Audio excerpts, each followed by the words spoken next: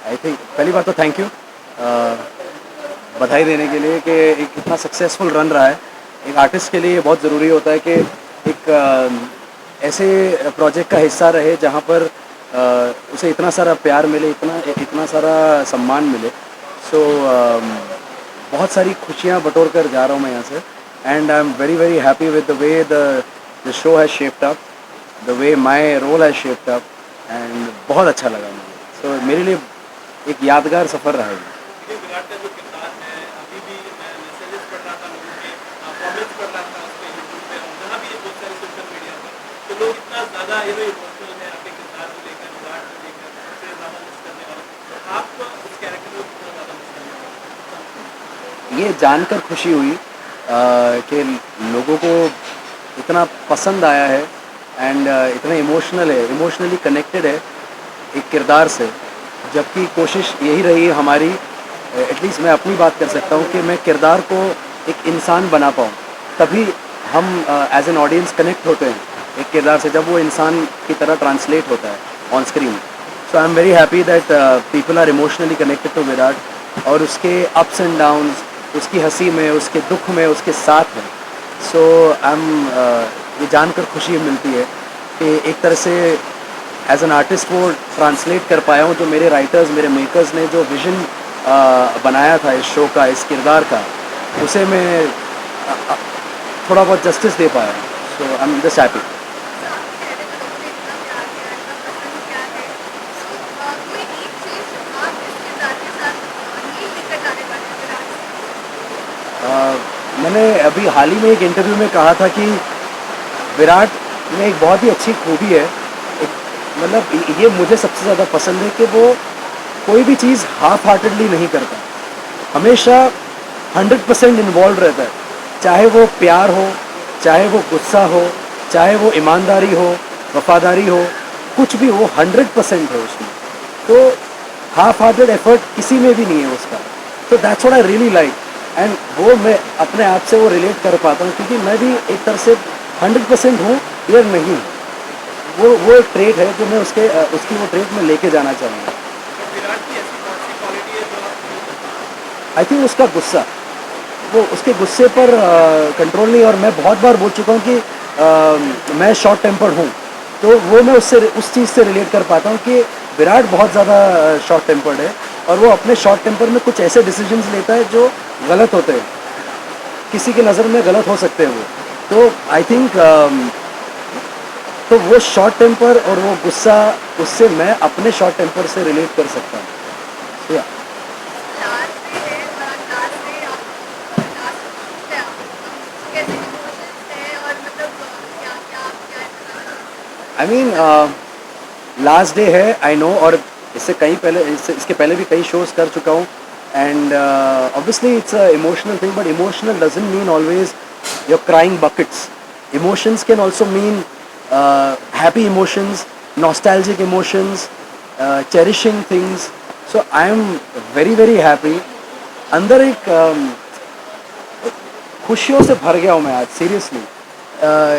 मैंने यही सोचा था कि जब भी मेरी ये जर्नी पूरी होगी, मैंने ये नहीं सोचा था कि आज जब जब कभी भी ये जर्नी पूरी होगी, उस दिन जब मैं पलट के देखूँ तो एक स्माइल होनी चाहिए कि अपने काम से खुश होना चाहिए इंसान, और मैं खुश हूँ।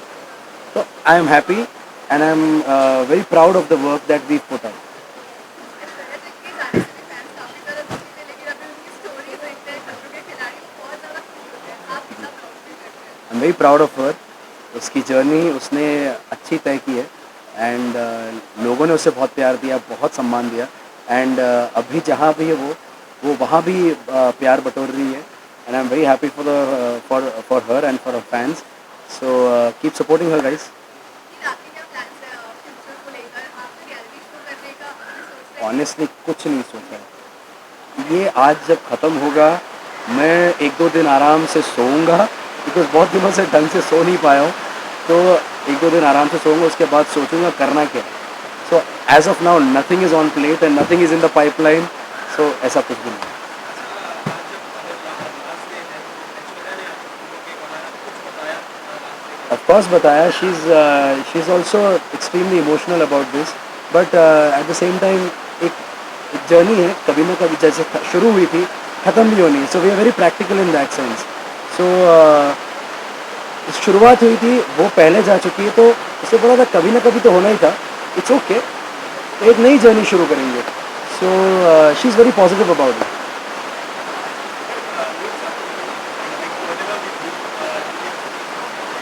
स्पेशल मेमोरीज बहुत सारी बनाते हैं पहले दिन से लेकर आखिरी दिन तक। जी, तो आपसे जानना चाहिए कि कौन सी स्पेशल मेमोरीज जो आपके दिल के करीब हुई?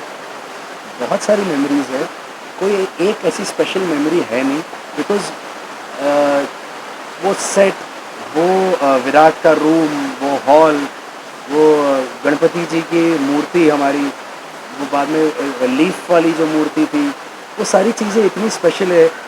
वो वो जो सेट है हमारा, वहाँ पर इतने इतने अच्छे सीन्स हुए हैं, वो सारी मेमोरीज़ है मेरी। एंड हमारे मेकअप रूम्स, तो एक नहीं है, ऐसे अनेक हैं मेमोरीज़, तो एक चुनना उसमें से बहुत मुश्किल है। So and it will be injustice to others, so I don't think there is one special memory as such. बहुत सारी चीज़ें हैं। विराट के रूम में मैंने मुकाबला का डांस किया था, वो मुझे आज तक याद है। आज भी जब मैं कहीं जाता हूँ तो लोग बोलते रहे तेरा वो डांस देखा था। तो आई एम हैप्पी, चीज़ें ऐसे ही याद रहती हैं लोगों को, सालों साल याद रहती हैं। सो आई एम वेरी ग्लैड। तो एक मेमोरी नहीं है, बहुत सारी है। उनका एक सेलिब्रेशन था जिसमें ऐश्वर्या ने कहा था कि मुझे लगता है कि वो मेरे लिए ही बना है, जहाँ आप भी उन्हें मिल गए। तो अगर मैं आपसे पूछूं तो आप क्या, आपको क्या एक चीज़ या आपको उस शो से मिली? उसका कहने का मतलब ये था कि ये शो हमारे लिए बना, इन द सेंस कि हम इस शो में मिले, शादी हुई। कोई ऐसा सोचता नहीं है कि एक ही शो में रहकर शादी भी हो जाएगी और आगे बढ़ेंगे लाइफ में ऐसे। तो वो उस हिसाब से बोल रही थी कि हम ये शो हमारे लिए बना है। और हाँ, मैं कहीं ना कहीं मैं भी मानता हूँ कि ये शो हमारे लिए बना है ऐसे। And it's a very personal emotion, it's nothing to do with the show as such, it's just a very personal emotion between her and me. So या आपकी जर्नी तो एंड हो ही जा रही है। फ्यूचर आप कौन-कौन से किरदार के लिए ओपन हैं ताकि डायरेक्टर्स आपको अप्रोच कर सकें? मैं हर एक किरदार के लिए ओपन हूँ। आई am open for any kind of challenge. And because मैंने कभी सोचा नहीं अपने आप को कि इस ढांचे में अपने आप को देखना चाहता हूँ कि उसमें देखना चाहता हूँ। क्योंकि वो आई थिंक अगर मैं वैसे सोचना शुरू करूँगा तो इट इज़ मोर लाइक मैं अपने आप को बांध रहा हूँ। क्योंकि मेरी क्रिएटिविटी भी एक लिमिट है उसकी। शायद जो मुझे थर्ड पर्सन की नज़र से देख रहा है या देख रही है, उसके दिमाग में मैं कुछ और कर सकता हूँ शायद। तो I would rather believe in that and go with that. Uncharted territory में जाना चाहता हूँ, अपने आप को थोड़ा सा चैलेंज करना चाहता हूँ। So I am open for everything guys. अच्छा, विराट को मिस कर रहे हैं अभी से ही काफ़ी ज़्यादा, आप जाने नहीं देना चाहते, क्या कहेंगे नील? क्योंकि ये बहुत ही बड़ा एक कह सकते हैं अचीवमेंट है कि इतना ज़्यादा प्यार मिल रहा है। पहली बात तो ढेर सारी किसेस सारे फैंस को, जो इतना सारा प्यार अपना दर्शा रहे हैं मेरे किरदार के लिए, and it means a lot to me.